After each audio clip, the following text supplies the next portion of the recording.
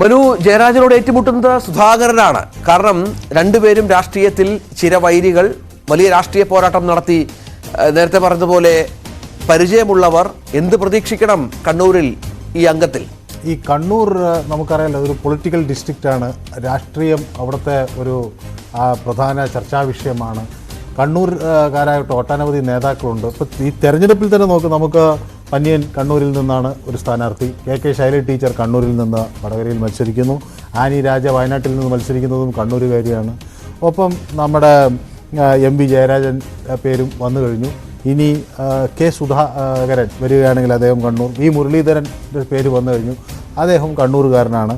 ഈ K C Venugopal വരുമോ എന്ന് ചിലരെ കുറ്റം നോക്കുന്നുണ്ട്, എനിക്കറിയില്ല. ഏതായാലും അതുപോലെ രാജ്യസഭാ എം പിമാരുടെ കാര്യം എടുത്താലും നമ്മുടെ ജോൺ ബ്രിട്ടാസ് ആയാലും വി ശിവദാസനായാലും നമ്മുടെ CPIയുടെ പി സന്തോഷ് കുമാർ ആയാലും അതുപോലെ മഹാരാഷ്ട്രയിൽ നിന്നാണെങ്കിലും നമ്മുടെ വി മുരളീധരനും അതുപോലെ കെ സി വേണുഗോപാൽ രാജസ്ഥാനിൽ നിന്നോ മറ്റോ ആണെങ്കിലും എല്ലാം കണ്ണൂരുകാരാണ്. അപ്പോൾ അങ്ങനെ കണ്ണൂരിന് പാർലമെൻറ്റിലും രണ്ടിടത്ത് രാജ്യസഭയിലും ലോക്സഭയിലും ഒക്കെ നല്ല ഒരു പ്രാതിനിധ്യം, ഇത്രയും മാത്രം പ്രാതിനിധ്യം കിട്ടുന്നൊരു ജില്ല ഉണ്ടോ എന്ന സംശയം കൂടിയുണ്ട്. അവിടുത്തെ തെരഞ്ഞെടുപ്പ് എല്ലാ അർത്ഥത്തിലും വാശിയേറിയതാണ്. കണ്ണൂർ വളരെ അൺപ്രഡിക്റ്റബിളാണ് ചില സമയങ്ങളിൽ. ഇപ്പോൾ നമ്മൾ അസംബ്ലി തെരഞ്ഞെടുപ്പ് നമ്മൾ കണ്ടല്ലോ, എല്ലാം വേറെ തരത്തിലാണ്. 2 മണ്ഡലങ്ങൾ ഒഴികെ ബാക്കി എല്ലായിടത്തും CPMന് വൻ ഭൂരിപക്ഷവും ഇതൊക്കെ കിട്ടി.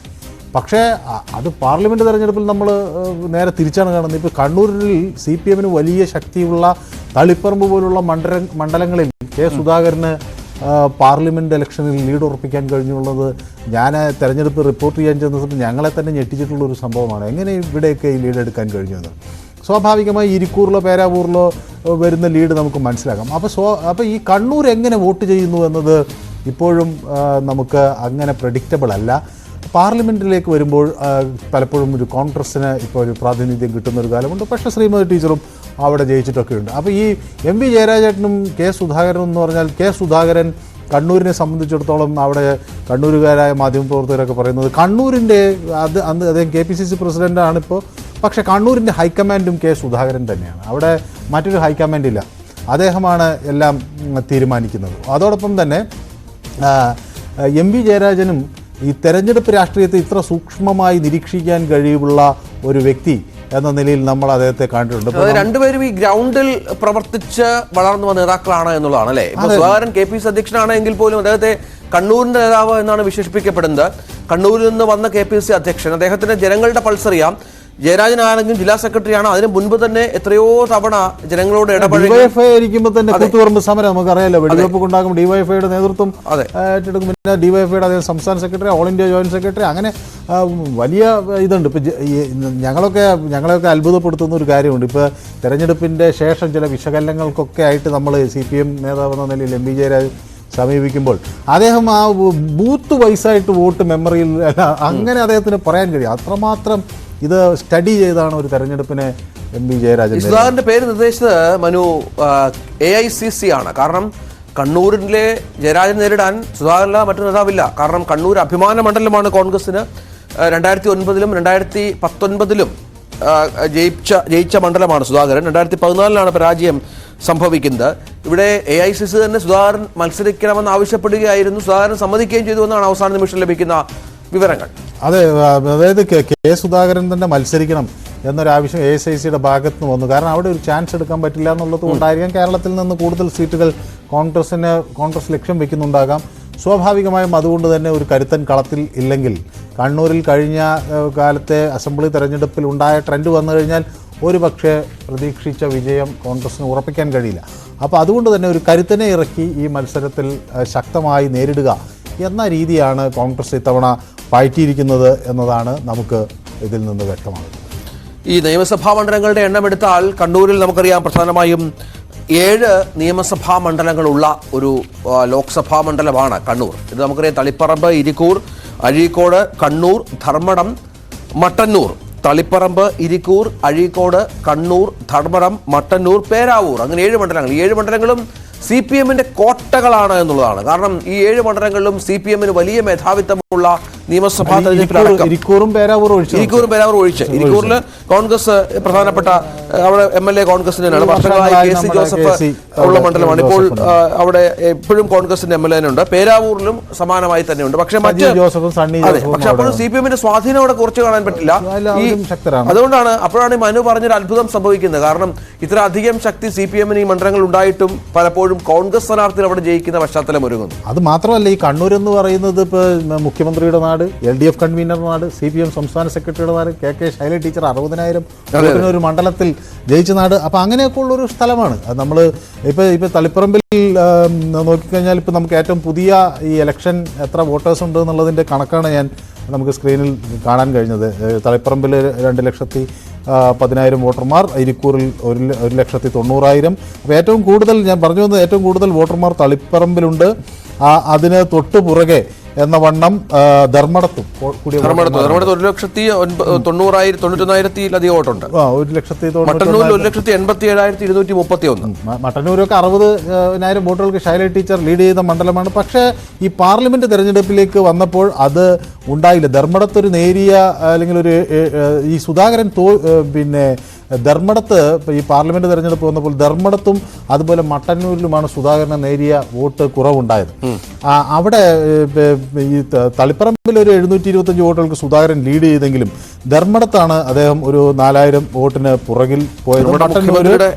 4,000 വോട്ടിന് പുറകിൽ പോയിട്ടുള്ളൂ. മട്ടന്നൂരാണെങ്കിൽ ഒരു 7,000 വോട്ടിനും അവിടെയും പുറകിൽ പോയി. അതേസമയം അത് ഇരിക്കൂറിൽ നിന്നും പേരാവൂരിൽ നിന്നും മറ്റ് മണ്ഡലങ്ങളിൽ നിന്നും കണ്ണൂർ ടൗൺ അതുപോലെ അഴീക്കോട് അവിടെ നിന്നൊക്കെ അവർക്ക് മാനേജ് ചെയ്യാനും കഴിഞ്ഞു എന്നതാണ്. അപ്പോൾ ഈ വോട്ടിംഗ് പാറ്റേൺ അതാണ് നമ്മളെ പഠിപ്പിക്കുന്നത്. ഈ 2019 82.7% കനത്ത പോളിംഗ് നടന്ന ഒരു പാർലമെന്റ് മണ്ഡലം കൂടിയാണ് കണ്ണൂർ എന്നും ഓർക്കണം. കാരണം കഴിഞ്ഞ തവണത്തെ വോട്ടിങ്ങിന് പ്രത്യേകത ഉണ്ടായിരുന്നു. കാരണം ശബരിമല വിഷയമൊക്കെ കത്തുന്ന സമയമാണ്. അന്ന് CPM-ന് എതിരായുള്ള വോട്ടുകൾ പൂർണ്ണമായും പോൾ ചെയ്യാൻ മത്സരിച്ച വോട്ടർമാർ ഈ ബൂത്തുകളിലെത്തിയ ഒരു വർഷം കൂടിയാണ്, ഒരു തെരഞ്ഞെടുപ്പ് കൂടിയാണ് മനു 2019. അതായത് കൗണ്ടിംഗ് ബൂത്തിൽ ഞങ്ങൾ അവിടെ നിൽക്കുമ്പോൾ ഞങ്ങൾക്ക് എന്ന് വെച്ചാൽ ഈ വോട്ട് എണ്ണി തുടങ്ങുന്ന ഘട്ടം തൊട്ട് സുധാകരൻ്റെ ഒരു മുന്നേറ്റം, അത് കണ്ടിന്യൂസ് ആയിട്ടുള്ള ഒരു ലീഡ് ഉണ്ടായി. ഒടുവിൽ 90,000 ഒക്കെ കടന്നപ്പോൾ 94,559 വോട്ടിനാണ് അദ്ദേഹം ജയിക്കുന്നത്. അപ്പോൾ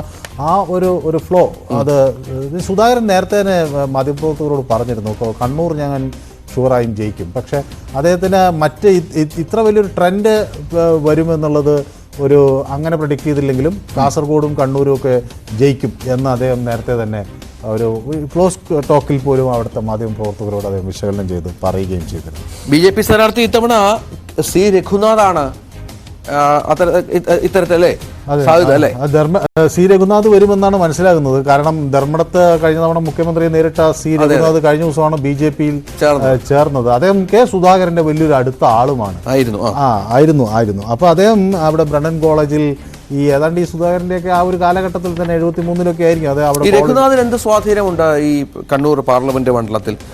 നമ്മുടെ ഒരു പ്രഡിക്ഷൻ ഒക്കെ വെച്ചിട്ട് നമുക്ക് ഏതെങ്കിലും തരത്തിൽ സുധാകരൻ ഭീഷണിയാൻ സാധ്യതയുണ്ടോ? സുധാകരന് ഭീഷണിയാകാൻ ഒരു സാധ്യത കണ്ണൂരിൽ BJP മൊത്തത്തിൽ ഇല്ല. അപ്പം നമ്മൾ മറ്റു സ്ഥലങ്ങളിൽ നോക്കുന്ന പോലെ കണ്ണൂരിൽ അതിൻ്റെ ഒരു പാറ്റേൺ നോക്കിയാൽ BJPക്ക് അവിടെ സിംഗിൾ ഡിജിറ്റ് മാത്രമേ അവിടുത്തെ വോട്ടിംഗ് പെർസെൻറ്റേജ് ഉള്ളൂ. അത് ഉയരുന്നുണ്ട്. 3, 5, 5, അങ്ങനെ ഓരോ വർഷം 3.1 ഒരു 2009-ലാണെങ്കിൽ പിന്നെ അത് 5.5 2014 ആകുമ്പോൾ 2019 മാത്രമേ ഉള്ളൂ വോട്ടുകൾ ലഭിച്ചു അല്ലെ BJPക്ക്.